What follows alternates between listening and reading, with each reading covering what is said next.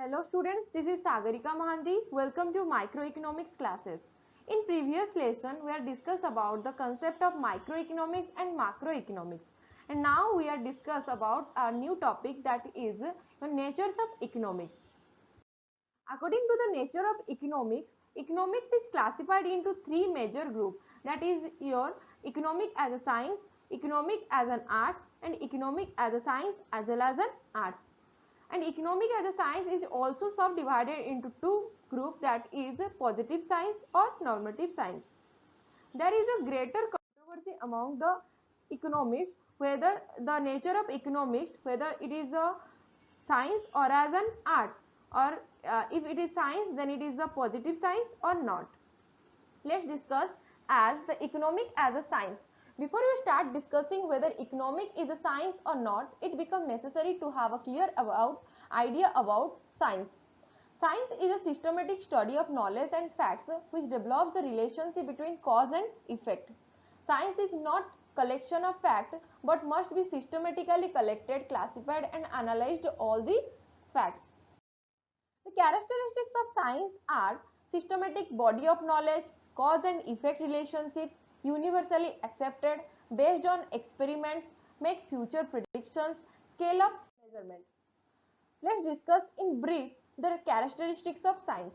First is your systematic body of knowledge. Economics is always systematic study of knowledge and facts.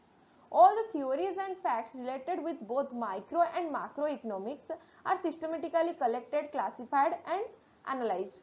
Next is your cause and effect relationship.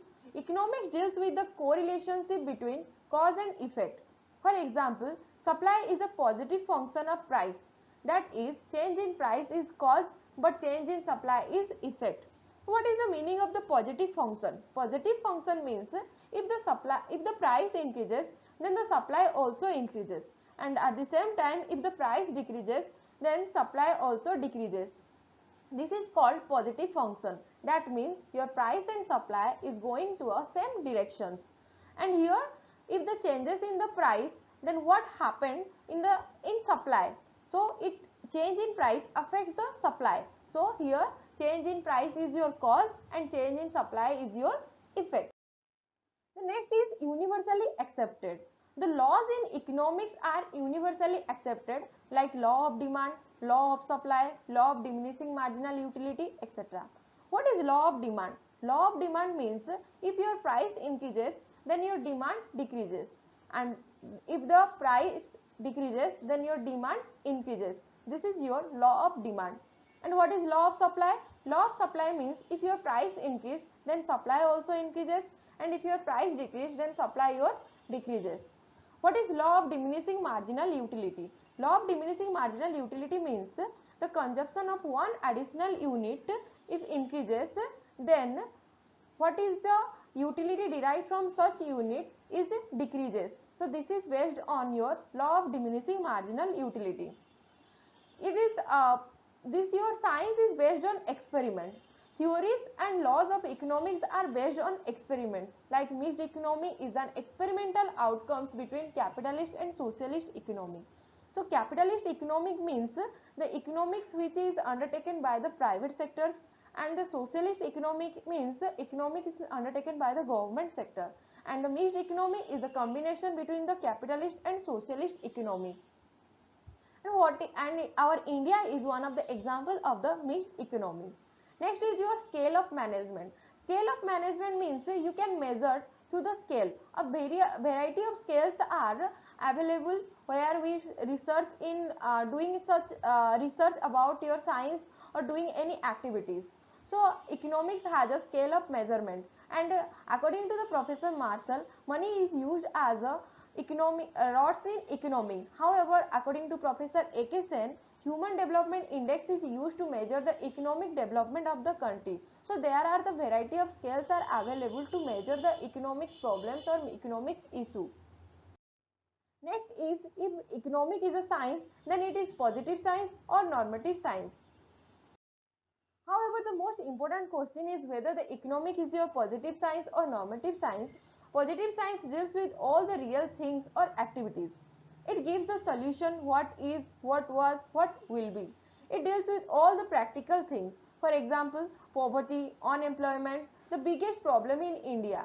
The life expectancy of birth in India is gradually rising. All these above statements are known as positive statements.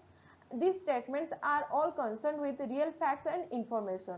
So this is related to your facts and figures. On the contrary, normative science deals with what ought to be, what ought to have happened. Normative science offers suggestion to the problem. It gives basically the value judgment to the statement. The statements dealing with these suggestions are coming under normative science.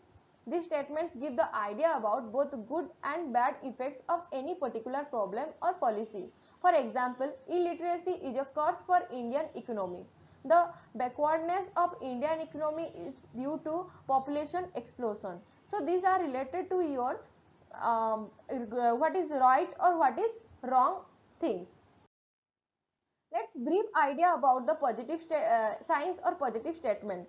Positive science or positive statement focus on the facts and cause and effect relationship. It describes what happens and why it happens. It is testable and avoid value judgment. Let's take a example. Here the example is related to your sunscreen product.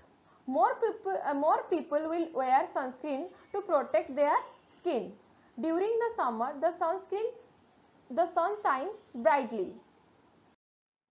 However, in winter, less people wear sunscreen because it is not hot. The demand for sunscreen product during summer is more than that during the winter. Why is it positive statement? Because it can be tested by collecting and studying sales report from a specific shop, pharmacy or mall that sells sunscreen product. That means it is verified and testable that sunscreen is more sell at the time of summer as compared to during the time of winter. And what is normative science in brief? Normative science means based on the value judgment and opinion, and it is not testable.